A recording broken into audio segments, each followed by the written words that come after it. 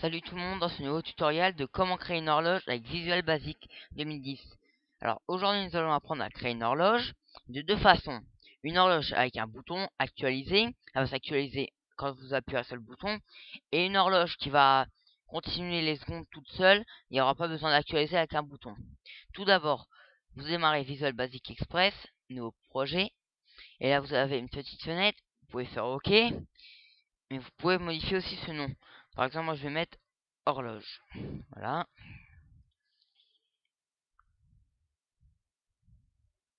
Là, une fois qu'il démarre, vous mettez un label et vous marquez heure. Voilà. Si vous modifiez la police c'est ce qui permet d'agrandir et modifier l'écriture. Vous allez dans Fond, Microsoft, et vous appuyez sur les trois petits points. Vous avez un large choix d'écriture. Par exemple, je vais prendre courrier news italique. Et là, je vais choisir ma grandeur de lettres, la police. Voilà. Et on va mettre un bouton qu'on va nommer actualiser. Actualiser, voilà. Alors là aussi, vous pouvez modifier vous pouvez mettre la même écriture comme ça, mais moi je vais laisser comme ça. Voilà. Donc vous double-cliquez sur le bouton actualiser et vous marquez label 1.text est égal à date.now. Vous double-cliquez n'importe où. Et là, elle va vous dire que vous êtes sur la forme 1. La forme 1, c'est cette petite fenêtre. Et vous marquez la même chose que ici. Vous marquez label 1.text est égal à date.now. Vous faites la génération. Voilà, c'est même trop grand. Voilà. Quand on a débuté la génération, il était cette heure-ci. Mais là, elle se bloque. Pour la réactualiser, vous appuyez sur ce bouton actualiser. Et voilà. Vous voyez que les secondes changent. Voilà, maintenant, pour que les secondes défilent toutes seules comme ceci, on va taper un code spécial et on va enlever le bouton. Alors, on va déjà faire fichier, nouveau projet, abandonner. Enfin, si vous voulez l'enregistrer, vous pouvez l'enregistrer. On va marquer horloge. Voilà. On va mettre un label comme la dernière fois. On va marquer heure. Voilà. On va choisir l'écriture. Voilà. Mais celle-là, hop. Voilà. Hop. Et cette fois, au lieu de mettre un bouton, on va mettre un timer. Alors, vous cliquez deux fois sur timer. Voilà. Et vous double-cliquez là-dessus.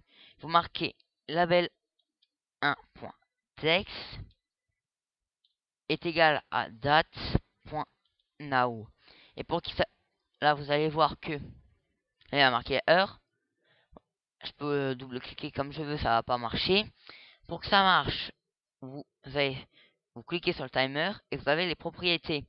Là, il vous dit c'est activation, désactiver. Si vous voulez faire activer, vous marquez true.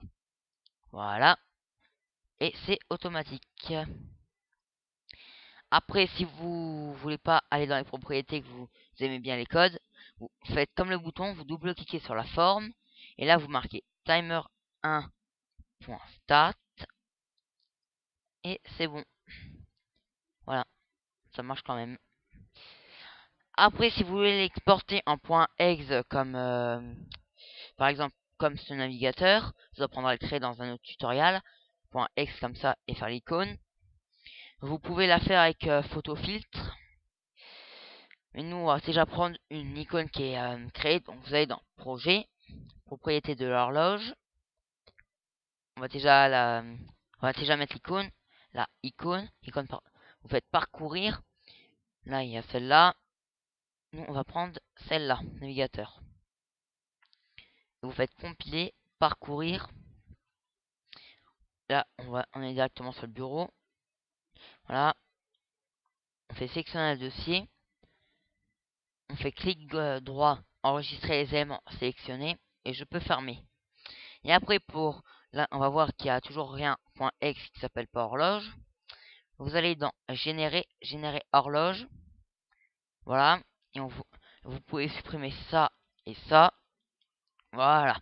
Et là, vous voyez que vous avez horloge avec le point X. Mais là, il n'y a pas l'icône ni là. Pour la faire afficher, vous cliquez sur la forme une fois. Et vous cherchez icône là. Et vous choisissez la même icône. On va prendre celle.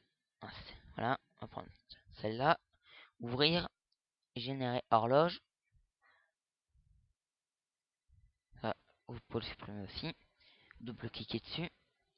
Et vous allez là. Et ça s'affiche aussi. C'est un tutoriel de The Ghost of Dracula. À la prochaine.